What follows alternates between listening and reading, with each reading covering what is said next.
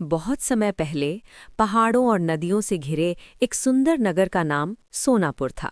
ये नगर व्यापार के लिए दूर दूर तक प्रसिद्ध था। हर दिन वहाँ का बाजार लोगों की भीड़ से भरा रहता था। व्यापारी अपने सामान बेचते, किसान अनाज लाते और दूर दूर के यात्री भी वहाँ व्यापार करने आते थे। इसी नगर में एक बहुत बड़ा व्यापारी रहता था जिसका नाम महेश था। महेश के पास धन की कोई कमी नहीं थी। उसके पास कई बड़े गोदाम थे जिनमें अनाज, कपड़े, मसाले और कीमती सामान भरा रहता था। शहर के बहुत से दुकानदार उसी से सामान खरीदते थे। उसका घर भी किसी महल से कम नहीं था।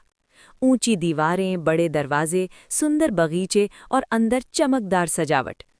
लेकिन महेश की एक बहुत बड़ी कमी थी। वो बहुत लालची था।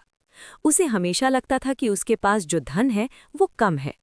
वो और ज्यादा सोना, और ज्यादा पैसा और ज्यादा संपत्ति चाहता था। अगर कोई गरीब आदमी उससे मदद मांगता तो वो उसे डांट कर भगा देता। अगर कोई किसान उससे उधार मांगता तो वो उससे 2 गुना पैसा वसूल करता। धीरे धीरे पूरे शहर में उसकी पहचान एक लालची और कठोर व्यापारी के रूप में होने लगी। लोग उसके सामने तो मुस्कुराते थे, लेकिन पीछे से उसकी बुराई करते थे। एक दिन सुबह सुबह बाजार में एक बूढ़ा किसान उसकी दुकान पर आया। उसने हाथ जोड़कर कहा, महेश जी, इस साल बारिश कम हुई है, मेरी फसल खराब हो गई है। क्या आप मुझे थोड़ा अनाज उधार दे सकते हैं? मैं अगली फसल पर लौटा दूंगा। महेश ने ठंडी नज़र से उसे देखा और कहा, अगर तुम्हारे पास पैसे नहीं हैं तो यहाँ क्यों आए हो? ये कोई दान की दुकान नहीं है। बेचारा किसान उदास होकर चला गया। दुकान का एक नौकर बोला, मालिक, वो आदमी बहुत गरीब है, थोड़ा अनाज दे देते तो क्या बिगड़ जाता। महेश गुस्से से चिल्लाया, तुम मुझे सिखाओगे व्यापार? नौकर तुरंत चुप हो गया।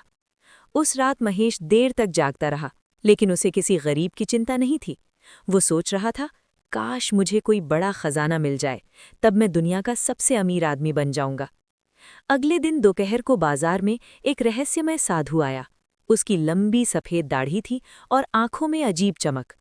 वो धीरे धीरे बाजार से गुजर रहा था। जब वो महेश की दुकान के सामने पहुंचा तो रुक गया। साधु ने महेश को देखा और मुस्कुराकर कहा, व्यापारी, तुम्हारे मन में बहुत लालच है। महेश चौंक गया। तुम्हें कैसे पता? साधु ने कहा, इस दुनिया में एक जगह ऐसी है जहां एक प्राचीन खजाना छिपा है। महेश की आंखें चमक उठीं। कहाँ? साधु ने कहा, इस शहर से दूर एक जादुई जंगल है। उस जंगल के बीच एक प्राचीन मंदिर है, वहां सदियों से एक खजाना छिपा हुआ है। महेश का दिल तेजी से धड़कने लगा।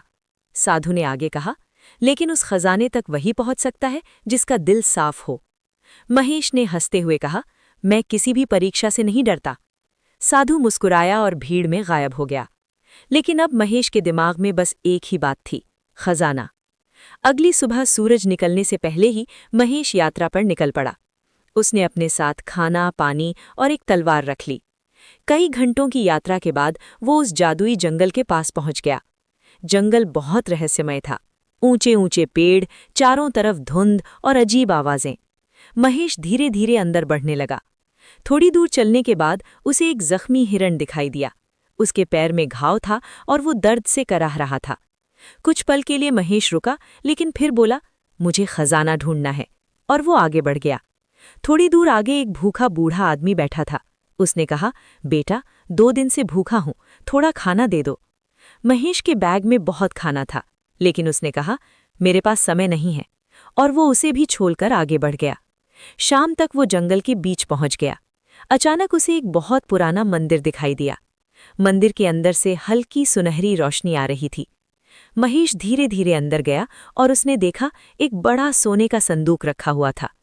महेश खुशी से चिल्लाया, आखिर मुझे खजाना मिल गया।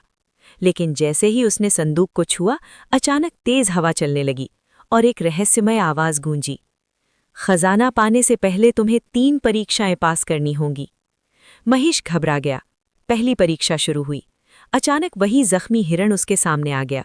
आवाज गूंजी, तुमने इसकी मदद क्यों नहीं की? महेश चुप रहा।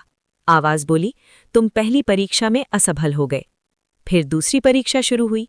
इस बार वही भूखा बूढ़ा आदमी सामने खड़ा था। उसने दुखी होकर कहा, अगर तुमने मुझे थोड़ा खाना दे दिया होता। महेश शर्म से सिर झुका लिया। आवाज फिर गूंजी, तुम दूसरी परीक्षा में भी असफल हो गए। अब मंदिर में अंधेरा छा गया। तीसरी और अंतिम परीक्षा शुरू हुई। इस बार एक छोटा बच्चा सामने आया। वो रो रहा था। उसके पैर में कांटा चुभा हुआ था। इस बार महेश का दिल पिघल गया। वो तुरंत उसके पास गया, कांटा निकाला और उसे पानी पिलाया। बच्चा मुस्कुराने लगा। उसी समय मंदिर रोशनी से भर गया। आवाज फिर गूंजी, तुम पहले 2 मौकों पर असफल हुए, लेकिन तीसरी बार तुम्हारे दिल में दया जाग गई। महेश को अपनी गलती का एहसास हो गया। उसने कहा, मुझे खजाना नहीं चाहिए, मुझे अपनी गलती समझ आ गई है। तभी संदूक अपने आप खुल गया। महेश ने अंदर देखा, लेकिन उसमें सोना या हीरे नहीं थे। उसमें एक चमकता हुआ पत्थर था। आवाज बोली, ये पत्थर तुम्हें हमेशा याद दिलाएगा कि असली खजाना इंसानियत है। महेश पत्थर लेकर शहर लौट आया। उस दिन के बाद वो पूरी तरह बदल गया।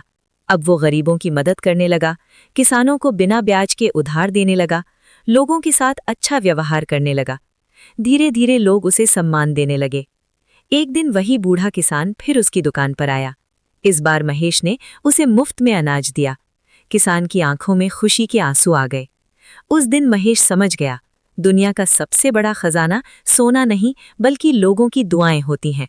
और उस दिन के बाद उसने कभी लालच नहीं किया।